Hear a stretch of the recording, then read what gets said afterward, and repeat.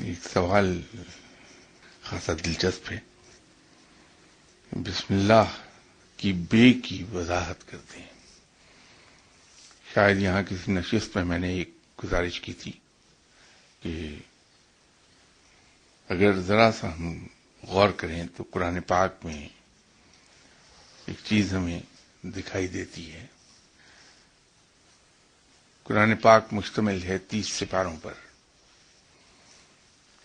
اور پہلے سپارے کی ابتدا الف لام میم سے ہوتی ہے، اور 30ویں سپارے کا اختتام الناس پر ہوتا ہے. الف لام میم سے لفظ ناس تک قرآن پاک مکمل ہو جاتا ہے 30 سپارے.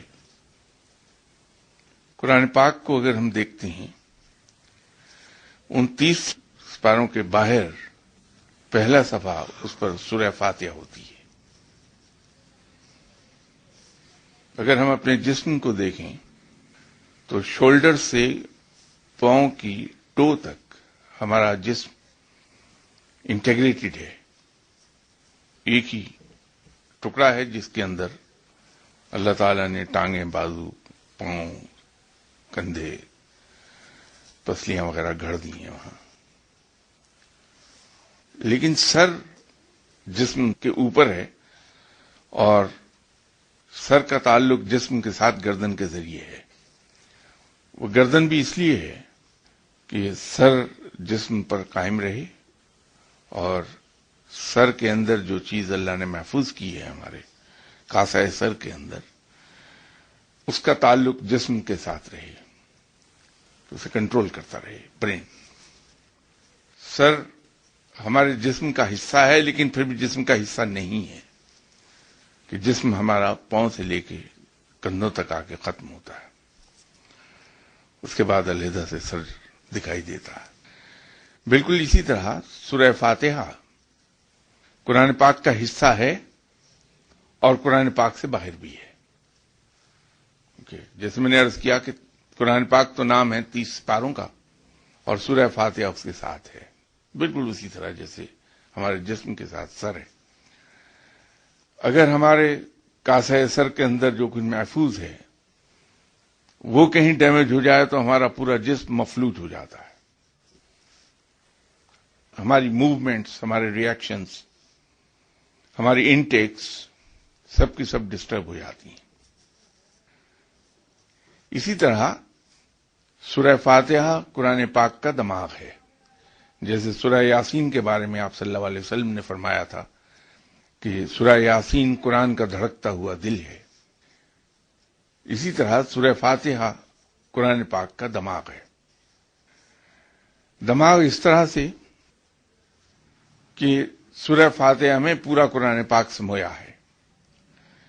سورہ فاتحہ کو اگر ہم کسی وقت بیٹھ کے ایگزامن کر لیں تو یہ آدھی سورہ حمد و ثنا ہے، یا رب کی تعریف ہے، یا رب کا مقام ہے، اور بقایا آدھی سورت دعا ہے.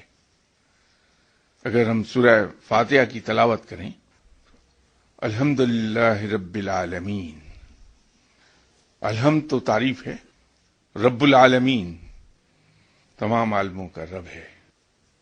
یہ رب کو ڈیفائن کیا ہے خود رب نے اپنے بارے میں. مالک یوم الدین، رب نے اپنے آپ کو ڈیفائن کیا. تو قرآن پاک کیا ہے کہ رب اپنے آپ کو ڈیفائن کر رہا ہے، بتا رہا ہے کہ میں کیا ہوں، تمہارا مالک ہوں، تمہارا خالق ہوں، تمہارا رب ہوں. یہ اس نے اپنے آپ کو متعارف کرایا انسان کے ساتھ. اور اس کے بعد اس نے یہ بتایا کہ میرے اندر کیا کیا صفات ہیں. اس میں جمالی بھی ہیں اور جلالی بھی ہیں. بالکل ایسا کہ اگر کوئی بیٹا آپ کا سرکش ہو رہا ہو تو آپ اس کو بلا کے کہتے ہیں کہ دیکھو میں تمہارا باپ ہوں، تم میرے خون سے پیدا ہوئے ہو، میرا خون ہو تم، میں بہت لونگ فادر ہوں. لیکن اس کے ساتھ ساتھ اگر تم راہ راست پر نہیں رہو گے تو میرے اندر سختی بھی بہت ہے۔ تو رب تعالیٰ نے اپنے آپ کو پہلے تو یہ ڈیفائن کر دیا کہ میں تمہارا خالق ہوں، تمہارا رب ہوں، تمہارا مالک ہوں، تمہارا آقا ہوں، اور جس دن تمہارا حساب کتاب لیا جائے گا کہ تم کیا کرتے رہے ہو، اس دن کا بھی شہنشاہ میں ہوں۔ اور اس کے بعد اس نے اپنے آپ کو یہ بتا دیا کہ میں رحیم و کریم بھی ہوں، مہربان ہوں، معاف کر دینے والا ہوں۔ لیکن ساتھ کہیں جا کے اس نے یہ بھی کہہ دیا میں قہار بھی ہوں اور جبار بھی ہوں۔ تو پورا قرآن پاک یہی کچھ کہتا ہے کہ میری اطاعت کرو، میرے بتائے ہوئے راستے پہ چل لو، بہت رحیم و کریم پاؤ گے، مجھے انعام دینے والا پاؤ گے۔ لیکن اگر تم سرکشی پر اترے تو پھر میں قہار بھی ہوں اور جبار بھی ہوں۔ پورا قرآن پاک اسی سے بھرا ہے۔ کہیں رب نے ترغیب دی ہے، کہیں تنبیہ کی ہے، کہیں انعام کا وعدہ کیا ہے اور کہیں سزا کا خوف دلا دیا ہے، لیکن بات وہیں گھومتی رہتی ہے کہ میں تمہارا مالک ہوں، تم میری اطاعت کرو۔ تو سورہ فاتحہ میں بھی رب نے اپنے آپ کو انٹروڈیوس کرایا اور اس کے بعد اپنی صفات بیان کر دی، اور اس کے بعد دعا ہے وہ۔ تو یوں یہ جست ہے قرآن پاک کا، اس کا عرق اور اس قرآن کی اصل سورہ فاتحہ میں ہے۔ اور سورہ فاتحہ کی اصل ہمیں بسم اللہ الرحمن الرحیم اس میں مل جاتی ہے۔ اللہ کے نام سے شروع کرتا ہوں جو رحیم بھی ہے اور رحمان بھی ہے۔ سورہ فاتحہ کا پہلے حصے کا جست بسم اللہ الرحمن الرحیم کے اندر آ گیا، اور بسم اللہ الرحمن الرحیم کا جست جو ہے وہ صرف بسم اللہ میں ہے، اللہ کے نام سے شروع کیا۔ جب ہم یہ کہتے ہیں کہ اللہ کے نام سے شروع کیا تو ہم نے مان لیا کہ رب تمام باتیں جو کہہ رہا ہے اس کے نام سے اپنا کام شروع کر کے ہم نے تسلیم کر لیا کہ وہ ویسے ہی ہے جیسے وہ کہہ رہا ہے۔ تو وہ جست اس لیے کہا جاتا ہے کہ بسم اللہ میں ہے، اور بسم اللہ کا جست لفظ بے میں اس لیے کہا جاتا ہے کہ عربی میں بے ساتھ کے لیے استعمال ہوتا ہے۔ تو اگر کوئی شخص صرف ایک لفظ کہتا ساتھ تو باقی چیزیں پھر انڈرسٹوڈ ہو جائیں گی کہ کس کے ساتھ، رب تعالیٰ کے ساتھ، اور پھر وہ باقی انڈرسٹوڈ ہے کہ رب کیا ہے۔ یہی وجہ ہے کہ حضرت علی کرم اللہ وجہہ نے جب یہ فرمایا تھا کہ میں گھوڑے کے رکاب میں پاؤں رکھنے سے لے کر گھوڑے کے اوپر سوار ہونے تک پورا قرآن تلاوت کر لیتا ہوں، تو مراد حضرت علی کرم اللہ وجہہ کی اسی سے تھی کہ بسم اللہ الرحمن الرحیم پڑھ کر سوار ہوتے تھے۔ تو حضرت علی کرم اللہ وجہہ کا فرمان یہ تھا کہ پورا قرآن پاک سورہ فاتحہ میں سمویا ہے، اور پوری سورہ فاتحہ بسم اللہ الرحمن الرحیم میں سمائی ہے، پوری بسم اللہ الرحمن الرحیم لفظ بے میں سمائی ہے اور بے نقطے میں سمائی ہے۔ وہ اس وجہ سے فرمایا تھا آپ نے کہ رکاب میں پاؤں رکھتے تھے تو بسم اللہ الرحمن الرحیم پڑھتے ہوئے سوار ہو جاتے تھے گھوڑے پر۔ تو یوں پورا قرآن پاک تلاوت کرنے کا آپ نے فرما دیا، اس سے مراد یہ تھی۔ یہ بے کے نیچے نقطہ ہے جس کے بارے میں کہا جاتا ہے کہ بے اس نقطے میں سمائی ہے۔ جب یہ کہتے ہیں کہ یہ بے نقطے میں سمائی ہے تو لفظ نقطہ کی بات ہوتی ہے، نقطہ کی نہیں ہوتی۔ نقطہ ایک ڈاٹ ہے اور نقطہ عقل کی بات ہے۔ محاورتاً ہم کہتے ہیں کہ یہ بہت نقطے کی بات ہے، وہ چھوٹے کاف سے استعمال ہوتا ہے لفظ، اور جو ڈاٹ ہے وہ نقطہ ہے، بڑے قاف کے ساتھ آتا ہے۔ تو جب ہم یہ کہتے ہیں کہ بے نقطے میں سمائی ہے تو چھوٹے کاف کے ساتھ نقطہ ہے، نون کاف تے ہے. اس سے مراد ہماری نون بڑا کاف توئے اور ہے نہیں ہوتا. تو بے عقل میں سمائی ہے، فراست میں سمائی ہے. آپ واپس اس گفتگو پہ چل جائیے جو شروع کے دنوں میں یہاں ہو رہی تھی کہ اللہ جس پر مہربان ہوتا ہے، جس سے راضی ہوتا ہے، اسے دین کی سمجھ عطا فرما دیتا ہے، اور جسے دین کی سمجھ عطا فرماتا ہے اسے علم عطا کر دیتا ہے، کیونکہ بغیر علم کے دین سمجھا نہیں جا سکتا.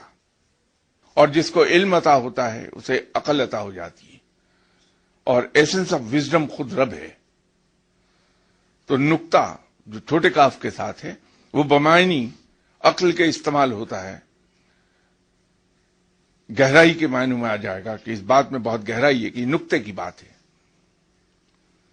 تو یوں یہ کہا جاتا ہے کہ بے نقطے میں سمائی ہے کہ عقل و فہم اس سے آتی ہے. اور یہی وجہ ہے کہ قرآن پاک کی تمام صورتوں کے اثرات انسانی زندگی پر مرتب ہوتی ہیں، اور ہر صورت کے اثرات مختلف مرتب ہوتے ہیں انسانی جسم پر. ایک سورہ قرآن پاک کی ایسی ہے جس کا کتابوں میں شاید ہی کہیں ذکر آیا ہو بطور وظیفے کے، یا جس کی فضیلت ہمارے یہاں علماء حضرات نے جو کتابیں لکھی ان میں شاید ہی کسی کتاب میں اس سورہ کا ذکر ہو. کم از کم میری علم کی حد تک نہیں ہے کہ کسی نے اس کو بیان کیا ہو. وہ ہے سورہ تغابن. ہم لوگوں سے جو میری طرح کے گنہگار دنیادار لوگ ہیں، ہم سے نافرمانی ہوتی رہتی ہے اللہ تعالیٰ کی، ہم سے صغیرہ و کبیرہ گناہ ہوتے رہتے ہیں. اکثر اوقات وہ نادانستہ ہوتے ہیں، ہم لا علمی میں گناہ کر ڈالتے ہیں. بعض اوقات وہ دانستہ بھی ہوتے ہیں. کچھ پلانڈ مسٹیکس ہم کرتے ہیں، کچھ انوسینٹ مسٹیکس کرتے ہیں. جب انسان توبہ کرتا ہے اور چاہتا ہے کہ میں اپنی کوتاہیوں کے اثرات سے باہر نکل جاؤں، یا جہاں انسان کو یہ خدشہ ہوتا ہے کہ رب تعالیٰ مجھے جھٹکا دے رہا ہے میرے کرتوتوں کی وجہ سے، تو جو شخص سورہ تغابن پڑھتا ہے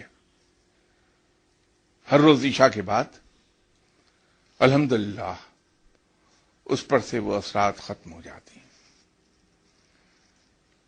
تو یہ میں مثال ایک دے رہا تھا کہ اس طرح سے ہر سورہ کے مختلف اثرات مرتب ہوتے ہیں انسان کے جسم اور ذہن پر. یہ اور بات ہے کہ مین ٹو مین ویری کر جائیں گے وہ اثرات، اس لیے کہ ہم میں سے ہر ایک کی باڈی کیمسٹری مختلف ہے. پھر 24 گھنٹوں کے اندر مختلف ساعتیں آتی ہیں، تو کس وقت پر پڑھی گئی اس کے اثرات تبدیل ہو جائیں گے انسان پر. کچھ لوگوں کی یادداشت خراب ہوتی ہے، انہیں چیزیں یاد نہیں رہتی. میں اپنی جیسے بڈھے کھوسٹ لوگوں کی بات نہیں کرتا، وہ اس عمر میں تو جا کے ویسے ہی بندہ ہر کام سے ہی رہ جاتا ہے، لیکن نوجوان ہیں ان کی یادداشت کمزور ہوتی ہے. تو میں حیران ہوا کہ دعا میں سجیسشن جو آتی ہے وہ of course man to man vary کر جاتی ہے، نو ڈاؤٹ، لیکن زیادہ تر سورہ آل عمران، سورہ یوسف اور سورہ انعام، ان کے حفظ کرنے کی ایڈوائس آتی ہے. وہ مین ٹو مین ویری کر رہا ہوتا ہے کہ کچھ کسی کے لیے سورہ آل عمران آ گئی، کسی کے لیے سورہ یوسف آ گئی، کسی کے لیے سورہ انعام آ گئی، لیکن یہ یادداشت پہ بڑا اچھا اثر مرتب کرتی ہیں. میموری بڑی تیز ہو جاتی ہے انسان کی. بہت سے لوگ ایسے ہیں جو کمزور لوگ ہوتے ہیں، جیسے میں ہوں، ذرا سی بات سے آپ ذرا اونچا آواز میں بولیں گے میری ٹانگیں تھر تھر کانپنے لگیں گی. کانفیڈنس نہیں ہوتا انسان میں. تو میں نے یہ پایا کہ لوگوں نے سورہ طٰہٰ پڑھی اور ان کے اندر سے وہ ڈر اور خوف انسانوں کا نکل گیا. تو اس طرح یہ صورتیں ہیں. اگر بولنا شروع ہوئے تو پورا دن گزر جائے گا کہ کس صورت کے کیا اثرات آئیں گے ہم پر. تو ہر صورت کے اثرات ہم پہ علیحدہ مرتب ہوتی ہیں. سورہ فاتحہ کے اثرات ملٹیپل ہیں. اس کی وجہ یہ ہے کہ یہ قرآن پاک کا جست ہے. سورہ فاتحہ دشمنوں کے بچاؤ کے لیے بھی استعمال ہو جائے گی. سورہ فاتحہ انسان اگر توبہ کر رہا ہے تو اللہ کے حضور اس کی توبہ جلدی قبول ہوتی ہے اور انسان دوبارہ وہ گناہ نہیں کرتا اگر اسے پڑھ کے توبہ کر رہا ہے, اللہ سے معافی مانگ رہا ہے. نشہ چھڑوانے میں ہی کام آ جاتی ہے. اگر ایک شخص کسی قسم کے نشے میں مبتلا ہے, علم کے نشے کے علاوہ, تو نشے سے جان چھوٹ جائے گی. بیماریوں کی شفا وہ تو عام اس کے بارے میں ہر ایک کو معلوم ہے کہ بیماری کی شفا جان چھوٹ جاتی ہے اس سے. بہت سی خواتین کے کام یہ آ جاتی ہے اپنے خاوند کو قابو میں کرنے کے لیے, لیکن افسوس یہ ہے کہ مردوں کے کام نہیں آتی ہے. تو اسی طرح بسم اللہ الرحمن الرحیم کے بارے میں, جس کے اندر پوری سورہ فاتحہ سمائی ہے. ایک اللہ کے ولی تھے, ان کے ساتھ میرا خاصا قربت کا تعلق رہا زندگی میں. انتقال کر چکے, دنیا سے چلے گئے ہیں. کسی زمانے میں مجھے یہ بہت شوق تھا کہ میں موکل دیکھوں یہ کیسا ہوتا ہے. اس وقت تک یہ کچھ چیزیں مجھے حاصل ہوئی نہیں تھی, تو ایک شوق تھا.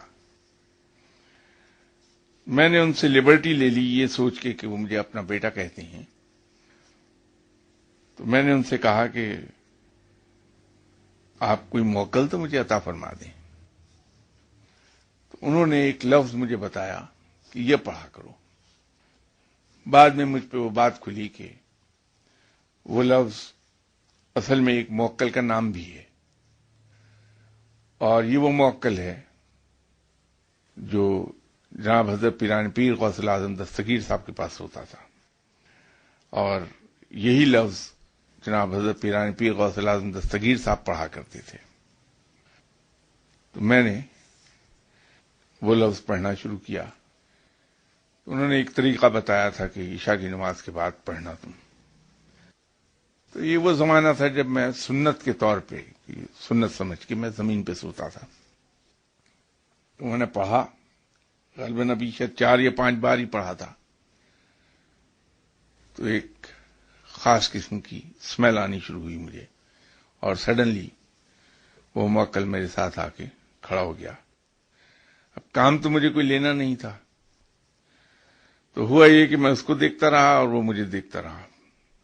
نہ میں کچھ بولا نہ وہ بولا. میرا خیال ہے تھوڑی دیر میں اس نے یہ سوچا ہوگا کہ بہت بیوقوف آدمی ہے, بلا کے دیکھے جا رہا مجھے, تو وہ صاحب واپس چل دیے. دوسری رات بھی یہ میں نے حرکت کر ڈالی, وہ چسکا لگا ہوا تھا. تیسری رات حرکت کی, یہی ہوا. چوتھی رات سے میں بلاتا رہا, نہیں آیا وہ. 2-3 مہینے کے بعد پھر میں پاک پور شریف گیا, تو راستے میں ان دنوں ملتان روڈ خراب تھی, تو میں وایا فیصل آباد جایا کرتا تھا. تو راستے میں ان کا گاؤں آ گیا ان صاحب کا, تو ان کے پاس چلا گیا میں. تو باتیں کرتے کرتے مجھے خیال آیا, تو میں نے کہا موکل آیا نہیں پڑھنے کے باوجود. تو کہنے لگے ہو نہیں سکتا. تو فرمایا کہ کیا بالکل نہیں آیا؟ میں نے کہا نہیں جی, پہلے 3 دن آیا تھا, پھر چوتھے دن نہیں آیا. کہنے لگے اچھا میں دیکھتا ہوں. تو وہ کچھ آنکھیں بند کر کے پڑھتے رہے. تھوڑی دیر کے بعد کہنے لگے کہ آپ نے کوئی وظیفہ شروع کیا نیا؟ تو میں نے کہا جی. کیا پڑھتے ہیں؟ میں نے کہا صاحب جی بسم اللہ الرحمن الرحیم کا وظیفہ شروع کیا تھا میں نے ان دنوں. کہنے لگے آپ بھی کمال کرتے ہیں, ہاتھ میں 2 دھاری تلوار لیے بیٹھے ہیں اور کہتے ہیں موکل آپ کے قریب آ جائے. اس کی کیا مجال ہے کہ موکل آپ کے قریب پھٹک جائے اگر آپ یہ وظیفہ پڑھ رہے ہیں تو. کہنے کا مقصد یہ ہے کہ موکل جو پڑھائی کی وجہ سے پیدا ہوتے ہیں, جن کی غذا ہی یہ الفاظ ہیں, بسم اللہ الرحمن الرحیم کے اندر اتنا جلال ہے کہ کوئی موکل قریب نہیں آتا انسان کے. اس سے خوفزدہ ہوتے ہیں, بھاگ جاتے ہیں. یہ 2 دھاری تلوار ہے. اس کے پڑھنے سے انسان کے اندر جو قوتیں بیدار ہو جاتی ہیں، رب تعالیٰ جو قوتیں عطا فرما دیتا ہے، وہ بھی حیران کن ہے. اس کے بارے میں انشاءاللہ اگلی اتوار بات کریں گے.